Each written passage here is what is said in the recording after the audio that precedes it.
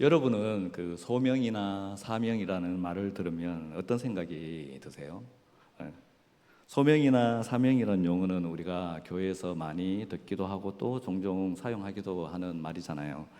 그런데 왠지 이 말을 들으면 우리 자기 자신에 대해서 이렇게 생각하기보다는 뭐 어떤 선교사나 목사 혹은 특별한 사명을 이렇게 사역을 하는 그런 사람들을 떠올리게 되지 않습니까? 아니면 뭐 우리 자신과 관련해서 그렇게 한번 생각해 본다 해도 뭐 어떻게 자식이 자신의 소명과 사명이 뭔지 명확하게 떠오르지도 않고 좀 모호한 경우가 대다수인 것 같아요. 아마도 우리가 소명이나 사명이란 용어에 익숙하기는 해도 그 성경적 개념이 뭐 우리가 제대로 정리되어 있지 않고 또 우리가 깊이 있게 생각해서 나의 소명이 뭔지 그리고 사명이 뭔지 그렇게 발견하지를 못해서 그런 것 같습니다. 그리고 뿐만 아니라 또 성경을 보면요, 이렇게 소명과 사명에 대한 개념이 좀 복합적이기도 하거든요. 그래서 더 우리가 소명과 사명을 생각할 때 좀 모호하고 불분명하게 그렇게 생각되어질 수도 있는 것 같습니다. 뭐 오늘 설교 제목에서처럼 뭐 근원적 관점에서 소명과 사명이 있을 수 있고 또 일반적 관점과 구체적 관점에서도 소명과 사명을 이해할 수 있다는 겁니다. 사실 이 소명과 사명은 우리 그리스도인들의 정체성을 알고 그 삶의 목적을 이해하는데 아주 중요한 개념입니다. 그리스도인이라면 누구에게나 소명과 사명이 있고 또 그리스도인으로서 누구든지 자신의 소명을 알고 자신의 소명을 따라 살아야 한다는 것인데요. 만약 그렇지 못하다면 그 사람은 그리스도인으로서 정체성이 불분명할 뿐만 아니라 그리스도인으로서 잘못 살고 있다고 해도 과언이 아닐 겁니다.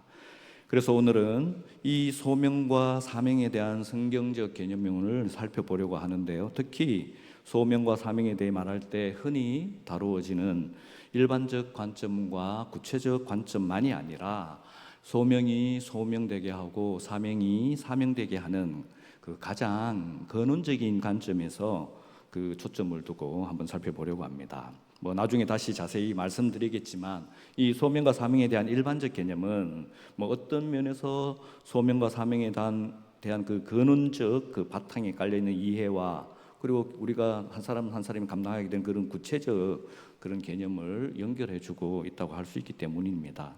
뿐만 아니라 더 중요한 것은 이 근원적 소명과 사명을 전혀 알지 못한 채 이해하지도 못하면서도 자기의 어떤 구체적인 관점에서 자신의 소명을 알고 사명을 이렇게 수행할 수도 있기 때문입니다. 뭐 무슨 말인지 조금 모호하긴 하지만 뒤로 이렇게 우리가 살펴보면서 좀 자세하게 알 수 있게 될 것입니다. 어쨌든 우리는 소명과 사명에 대한 이런 성경적 개념을 이제 체계적으로 정리해서 잘 이해해 둘 필요가 있는데요.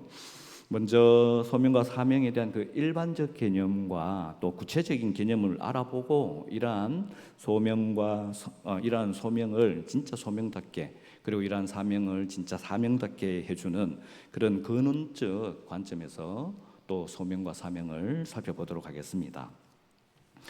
이에 대해 자세히 살펴보기 전에 우선해서 우리가 이해해 두어야 할 사실이 한 가지 있는데 제가 뭐 지금 계속 언급하는 것처럼 소명과 사명은 뭐 이렇게 따로라는 개념보다는 짝을 이루고 있는 그런 개념입니다. 이 둘은 긴밀하게 연결되어 있어서 소명이 사명을 낳는다고 그렇게 생각할 수 있죠. 이러한 관련성도 앞으로 살펴보면서 분명하게 알 수 있을 테니까요. 더 자세한 건 필요할 때 다시 얘기하도록 하겠습니다. 이제 소명에 대해서부터 살펴보면요. 보통 영어로는 calling이라고 하죠. 하나님의 부르심을 가리키는 말입니다. 이러한 하나님의 부르심에는 그 무엇보다 구원으로의 부르심이 있는데요. 이러한 구원으로의 부르심을 일반적 소명이라고 하죠. 그리고 일반적 소명에는 자막을 한번 띄워주시면 예수님께서 수고하고 무거운 짐진자들아 다 내게로 오라고 하신 것처럼 모든 인간을 구원으로 초대하시는 그런 보편적 부르심이 있고요. 또 이 일반적 소명에는 이러한 보편적 부르심뿐만이 아니라 유효한 부르심이라는 것도 있는데요. 그 로마서 8장 30절을 보면 이렇게 말씀하고 있어요. 또 미리 정하신 그들을 또한 부르시고 부르신 그들을 또한 의롭다 하시고 의롭다 하신 그들을 또한 영화롭게 하셨느니라. 하나님께서는 모든 인간을 구원으로 부르시지만 이것이 하나님의 보편적인 부르심이라고 했잖아요. 그러나 모든 인간이 구원에 참여하지는 못하죠. 그래서 모든 인간들 중 하나님께서 택하시고 미리 정하신 자들만이 구원에 참여하게 되는데요. 이러한 것을 하나님의 유효한 부르심이라고 하는 겁니다. 모든 인간들을 구원으로 초청하는 것은 보편적인 부르심이라고 하는 반면에 그중에서 하나님께서 미리 선택하시고 정하신 자들만이 구원에 이르게 되니까 이들에 대해서는 하나님께서 유효한 부르심이라고 표현을 하고 있는 거죠. 이렇게 일반적 소명이라 하면 인간의 구원과 관련된 하나님의 부르심이라고 할 수 있습니다. 여기에는 방금 말씀드린 것처럼 모든 인간을 구원으로 초청하는 보편적 부르심과 이 중에서 미리 정하신 자들을 구원에 참여하게 하시는 유효한 부르심이 있다는 겁니다. 그러니까 예수 그리스도를 믿고 교회를 다니는 우리 모든 성도들은 사실 다 같은 그 하나님의 일반적인 소명으로 또 동일하게 하나님의 유효한 부르심을 받은 사람들인 거죠. 그 다음 하나님의 부르심에는 구체적 소명이 있는데요.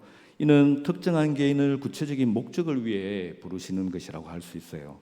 그래서 구체적 소명은 우리 신자 개개인마다 다 다를 수 있는 거죠.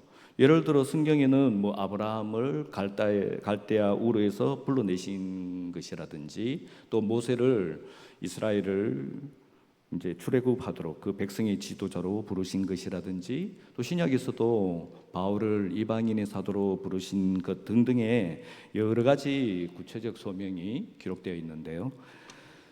이러한 구체적 소명은 방금 이전에 말씀드렸던 그런 일반적 소명과 별개의 것이 아니라 그 일반적 소명 안에서 그 연장선상에서 우리 개개인 각자에게 주어지는 삶의 자리와 어떤 역할을 알려주시는 것이죠. 그러니까 구체적 소명은 일반적 소명으로 구원받은 신자 각 개인에게, 그러니까 말하자면 신자 혹은 그리스도인이라고 표현할 수 있는 그 각 개인에게 주어지는 삶의 자리와 역할이라는 겁니다. 그러나 이렇게 그렇다고 해서 이런 구체적 소명이 새롭게 구원받게 되는 신자에게 주어진다고 해서 누구에게나 새로운 삶의 자리와 역할을 의미하는 건 아닙니다. 고린도전서 7장 17절에 이렇게 말씀하고 있어요. 오직 주께서 각 사람에게 나눠주신 대로 하나님이 각 사람을 부르신 그대로 행하라. 내가 모든 교회에서 이와 같이 명하노라. 하나님이 각 사람을 부르신 그대로 행하라 라고 사도 바울은 말씀하고 있는데요. 이 말씀은 일반적 소명으로 이제 구원받은 신자가 자신의 이전 삶에서 또 다른 삶의 자리로 나아가라는 게 아니라 일단 그 이전 삶의 그 자리 그대로 그 원래 하던 역할을 그대로 행하는 것이 1차적으로 그에게 주어진 그런 구체적 소명이라는 의미입니다. 그러니까 이러한 구체적 소명은 원래 각자가 처해 있었던 다양한 그런 삶의 자리와 역할이 있으니까 서로 다르고 다양할 수밖에 없고요. 또 더 나아가서 시간이 흐르면서 어떤 때가 됐을 때 사람에게 주어지는 또 새로운 변화, 다른 삶의 자리로 또 다른 역할로 바뀔 수도 있는 것이 구체적 소명이기도 하니까 결국 어떤 누군가에게는 여전한 그 새로운 자리가 아니라 원래 있던 그 자리, 그 역할에서 하나님이 부르신 그대로 구체적 소명을 감당하는 것이고 또 어떤 사람에게는 새로운 자리, 또 새로운 역할에서 하나님께서 부르신 그런 구체적 소명을 알게 되는 겁니다. 이렇게 소명에 대해서 일반적 소명과 구체적 소명이 있는 것처럼 이에 대응하는 사명도 일반적 사명과 구체적 사명이 있다고 할 수 있는데요. 말하자면 구원으로 부르심이 동일하듯이 이에 상응하는 일반적 사명도 구원받은 모든 그리스도인에게 동일하게 다 같이 똑같이 주어진 것이라고 할 수 있고요. 반면에 구원받은 신자가 처해 있던 그 삶의 자리와 역할이 다르듯, 그러니까 구체적 소명이 달랐듯이 이에 상응하는 그 구체적 사명 또한 개별 그리스도인마다 다양하게 주어지는 것이라고 할 수 있죠. 또 구체적 소명이 일반적 소명과 별개가 아니라고 했잖아요.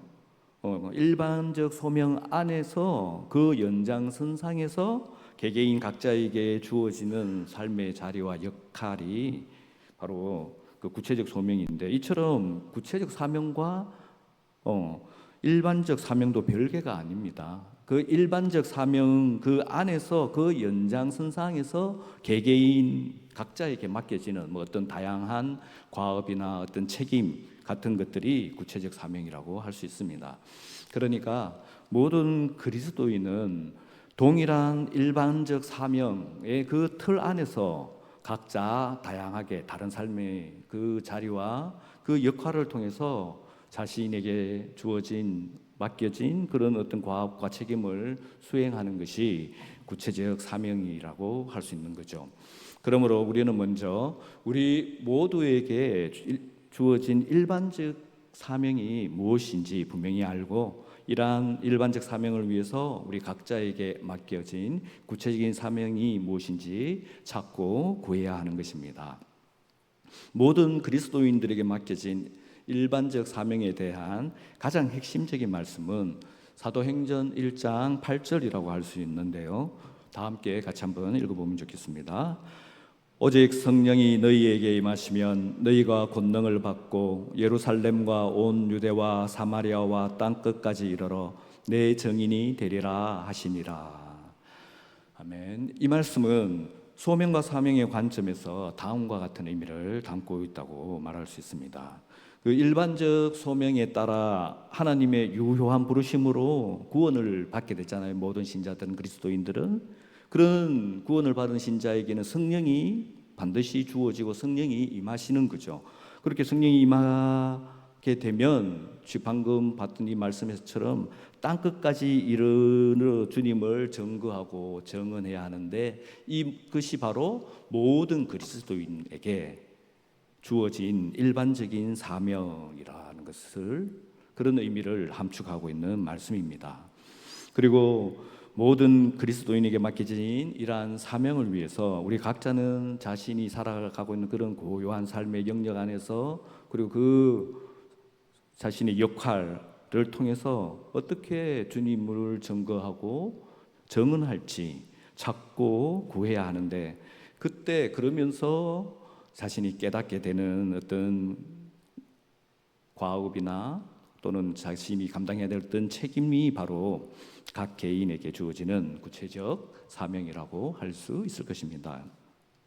이상과 같이 소명과 사명을 말할 때 흔히 다루어지는 일반적 관점과 구체적 관점에서의 소명과 사명을 정리해 봤는데요. 이제는 이러한 소명이 소명되고 또 사명이 사명될 수 있게 하는 좀 더 근원적인 관점에서 소명과 사명을 살펴보도록 하겠습니다. 근원적 소명과 사명이 중요한 것은 그 구체적 소명과 사명, 또 일반적 소명과 사명이 있을 때 이것이 불가분의 관계로 이어져 있고, 일반적인 소명과 사명에서부터 그 안에서 그 연장선상에서 구체적 소명과 사명이 있다고 했잖아요. 마찬가지로 이 근원적 소명과 사명이라는 것은 이 바탕에서 그 위에서 일반적 소명과 사명이 흘러나오는 것이고, 또 각 개인에게 구체적 사명과 소명으로 주어지게 되는 것입니다. 그래서 이제 우리는 이렇게 진짜 소명이 소명되게 할 수 있고 사명이 사명될 수 있게 하는 좀 더 근원적인 관점에서 소명과 사명을 살펴볼 건데, 이것을 다르게 좀 표현해 보면 하나님께서 우주 만물을 지으시고 다스리시는 그 목적과 의도가 무엇인지, 혹은 하나님의 창조와 섭리, 또 하나님의 구원과 통치, 이런 하나님의 목적과 의도가 무엇인지 거기에 대해서 우리가 집중해서 살펴보고 이러한 하나님의 목적과 의도를 따라서 우리는 어떻게 살아야 하는지 생각해 보도록 하겠습니다.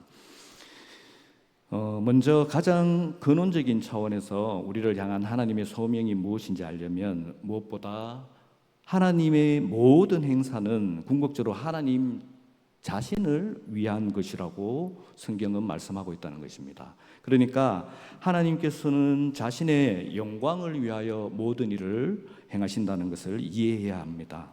이사야 48장 11절을 보면 이렇게 말씀합니다. 나는 나를 위하며 나를 위하여 일을 이룰 것이라. 어찌 내 이름을 욕되게 하리요 내 영광을 다른 자에게 주지 아니하리라.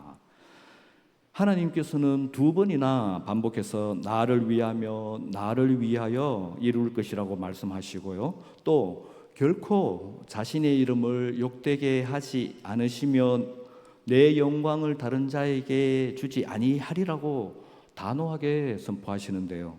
이 말씀은 한마디로 하나님께서는 자신의 영광을 위하여 모든 것을 행하신다는 것을 강조하고 있는 것입니다. 그래서 언뜻 들으면 이 말씀이 결코 좋게 들리지는 않죠. 마치 하나님께서 굉장히 이기적인 분처럼 들리지 않습니까? 그러나 그것은 이제 하나님이란 존재를 우리가 인간적으로 이해하기 때문에 생기는 오해라고 할 수 있어요. 보통 인간이 자신의 영광을 위한다고 할 때 뭐 다른 이의 능력이나 자원을 착취하거나 요구하게 되기 쉽잖아요. 왜냐하면 그 스스로가 가진 능력이나 자원은 한계가 있기 때문에 자신의 영광을 더욱 영화롭게 하려면은 다른 이의 자원이나 능력까지 끌어다 와서 그걸 요구하고 착취해서 자기 것으로 삼아야 할 필요가 있으니까요. 그러나 하나님께서는 스스로 모든 능력과 자원을 가지신 분이시고 그 원천이시기 때문에 그럴 필요가 전혀 없으신 거죠. 그러니까 하나님께서 자신의 영광을 위하신다는 것은 어떤 다른 존재로부터 그 자원과 능력을 끌어다 오는 것이 아니라 하나님께 그 자원과 능력의 원천이 되신 하나님 스스로 그 자원과 능력을 드러내시고 나타내신다는 것입니다. 그리고 다른 표현으로 이것이 자신의 영광을 나타내신다는 그런 의미가 되는 거죠. 말하자면 하나님께서 자신의 영광을 위하신다는 것은 하나님께서 자신의 무한한 능력으로 역사하시고 또 하나님께서 자신의 무한한 자원으로 공급하신다는 의미인 것이죠. 그리고 이렇게 하나님께서 자신이 소유하신 능력을 행하시고 그 원천이 되신 자원을 공급하심으로 하나님의 영광을 나타내시는데, 이렇게 하나님께서 자신의 영광을 나타낼 때 이것이 모든 피조물들에게는 선하고 유익한 것이 됩니다. 왜냐하면 모든 피조물들은 결코 스스로 어떤 능력도 어떤 자원도 가질 수 없기 때문입니다. 피조물이 자신에게 주어진 모든 능력과 모든 자원은 하나님께로부터 온 것이잖아요. 하나님만이 그 원천이시기 때문에, 그래서 모든 피조물은 하나님께 전적으로 의존하고 있기 때문이죠. 그러니까 하나님께서 이렇게 자신의 영광을 나타내지 않으신다면, 그러니까 하나님께서 그 자원과 능력을 드러내고 나타내시면서 피조물들에게 공급해 주시지 않는다면 당연히 어떤 피조물도 결핍에 빠질 수밖에 없고 결국은 존재 자체가 어려운 거죠.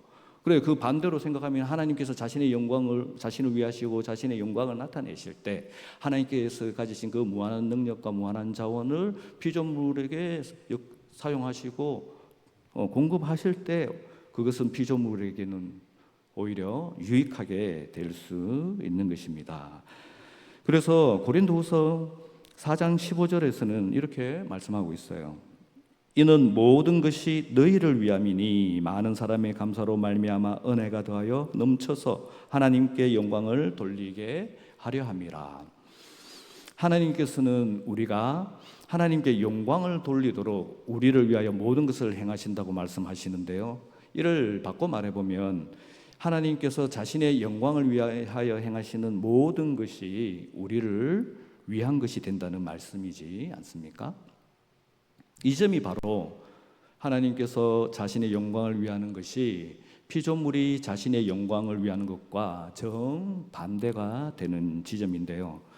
하나님께서 자신의 영광을 위하신다는 것은 이타적인 것으로 자신을 위한 것이 아니라 공급하시고 채우시고 흘러보내시는 것이기 때문에 이타적인 것으로 의롭고 선하신 것이지만, 피조물이 그러한 하나님의 영광이 아니라 자신의 영광을 위한다는 것은 반대로 이기적인 것으로 불의하고 악한 것이 될 수 있는 것이죠. 이렇게 하나님께서는 궁극적으로 자신의 영광을 위하여 모든 것을 행하신다고 하셨을 때, 당연히 하나님께서 창조하신 우주 만물을 창조하신 목적도 하나님 자신을 위한 것, 자신의 영광을 위한 것이라고 성경은 말씀하고 있습니다. 골로새서 1장 16절에서 다음과 같이 말씀합니다.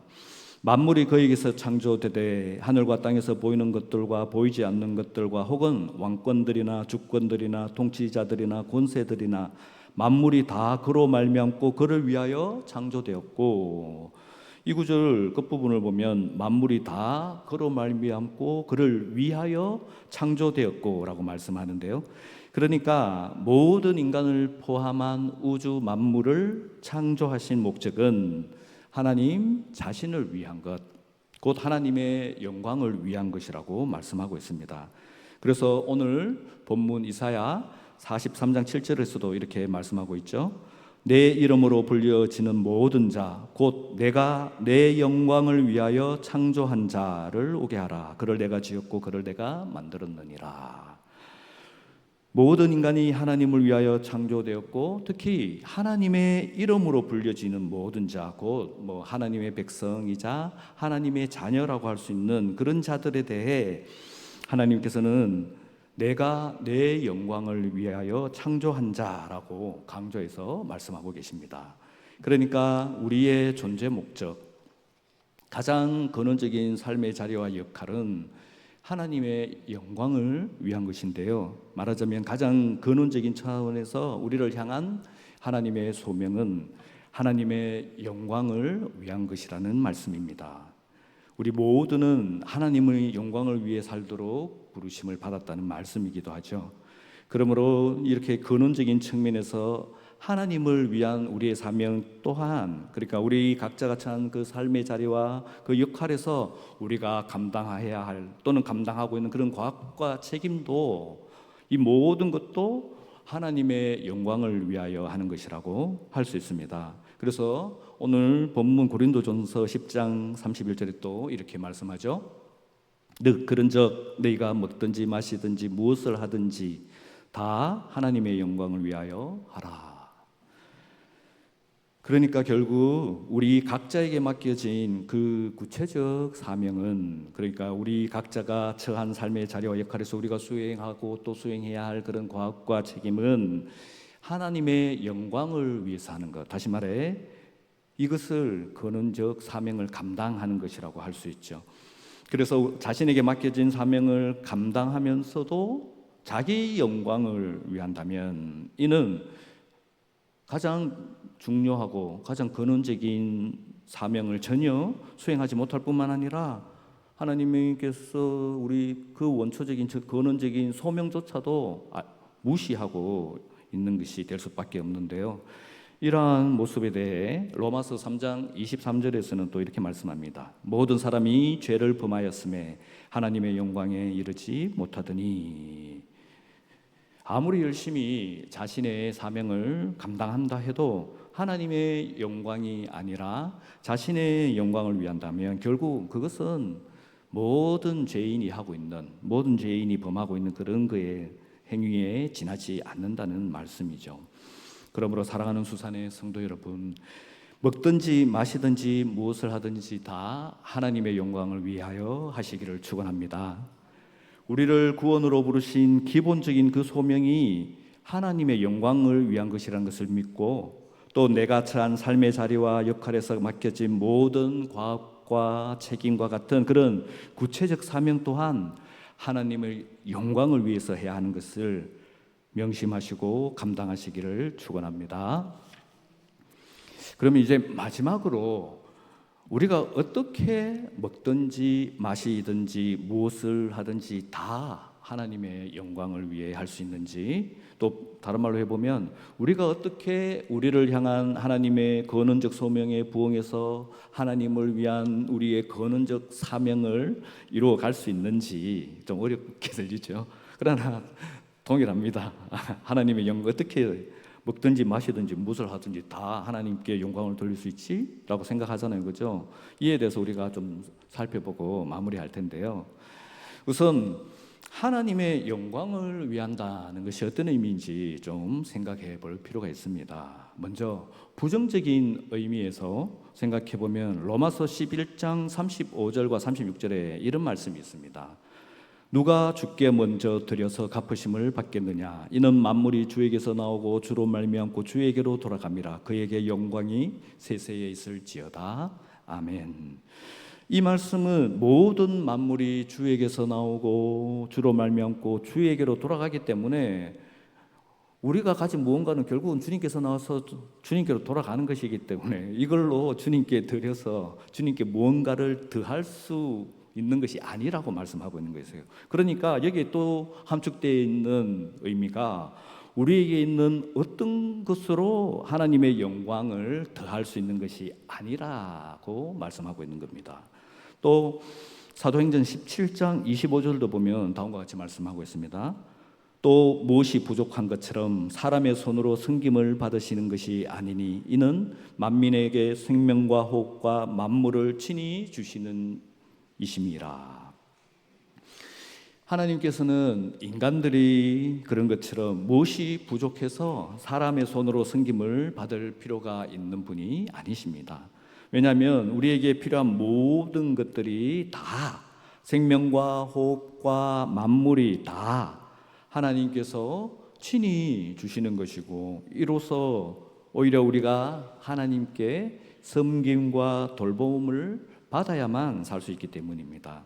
그러므로 이렇게 부정적인 의미에서 하나님의 영광을 위한다는 것은 우리에게 있는 어떤 능력이나 자원으로 하나님께 무엇을 드리는 게 아니라는 겁니다. 네. 그러면 이제 긍정적인 의미에서 하나님의 영광을 위한다는 것은 무엇을 뜻하는지, 그러니까 하나님의 영광을 위해서 우리는 어떻게 해야 하는지 살펴봅시다.